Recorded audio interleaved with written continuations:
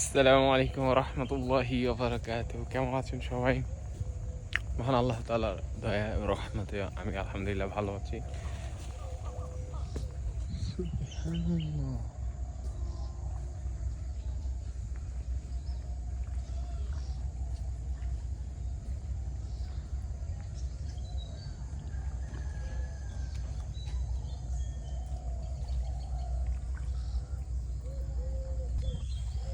আমি আছি অনেক সুন্দর একটা গ্রামে আলহামদুলিল্লাহ। আহ, এবং বিশেষ করে হচ্ছে শীতের সকাল, যার কারণে আর একটু বেশি সুন্দর লাগতেছে অ্যাজ নর্মালি যেমনটা হওয়ার কথা।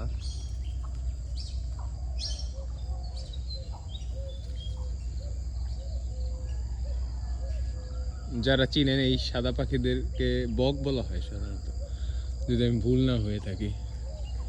অন্য পাখিও হতে পারে। সুবহানাল্লাহ, সুবহানাল্লাহ।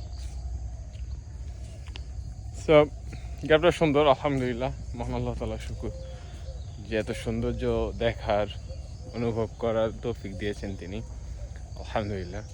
আজকে আপনাদেরকে এমন এক সুসংবাদ দিব যা যা আপনারা চান আর কি, যে আপনারা তো সবাই চান যে সহজে জান্নাতে চলে যাবেন, কোনো আমল যাতে করা না লাগে।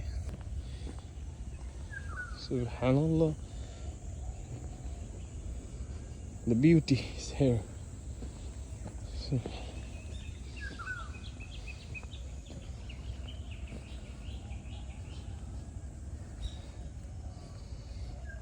সুবহানাল্লাহ।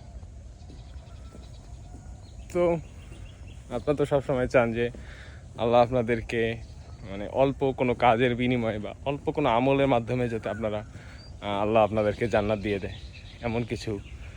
সো আমি আপনাদেরকে এমন একটা আমলের কথা বলি যেটা করলে আপনারা খুব সহজেই জান্নাত পেয়ে যাবেন ইনশাআল্লাহ।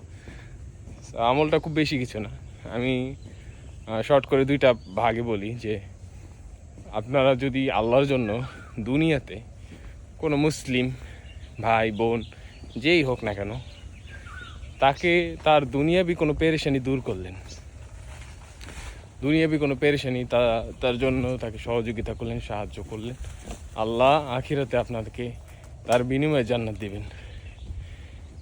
এবং শুধু এইটাই না, যে আখিরাতের যত পেরেশানি আছে তা মুক্ত করবেন ইনশাআল্লাহ। বর্তমান সময়ে একটা মুসলিমের আমি খেয়াল করলাম যে সবচেয়ে বড় দুইটা পেরেশানি আছে।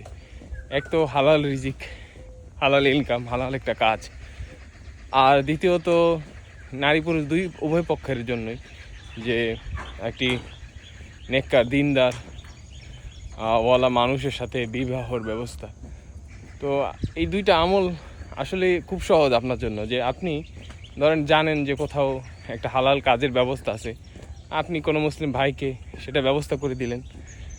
আবার অপরদিকে আপনি জানেন কোথাও একজন মুসলিম ভাই বা বোন আছে, যাকে আপনি বললেন যে এখানে বিবাহের ব্যবস্থা করে দিলেন। এর মাধ্যমে তো আপনি তাদের দুনিয়ার সবচেয়ে বড় দুইটা পেরেশানি দূর করলেন।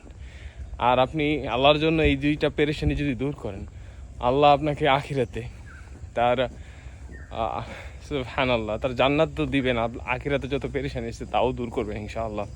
দেখেন, আপনি যদি কারো বিবাহর ব্যবস্থা করেন, বিবাহকে ইসলাম বলে যে দিনের অর্ধেক, মানে আপনি পুরো দিন, ইসলামের অর্ধেক হচ্ছে বিবাহ আর বাকি অর্ধেক হচ্ছে অন্য অন্য ইবাদত। তো আপনি কারো অর্ধেক দিন পূরণ করলেন, এবার চিন্তা করেন যে আপনি এর মাধ্যমে কত সব হাসিল করলেন।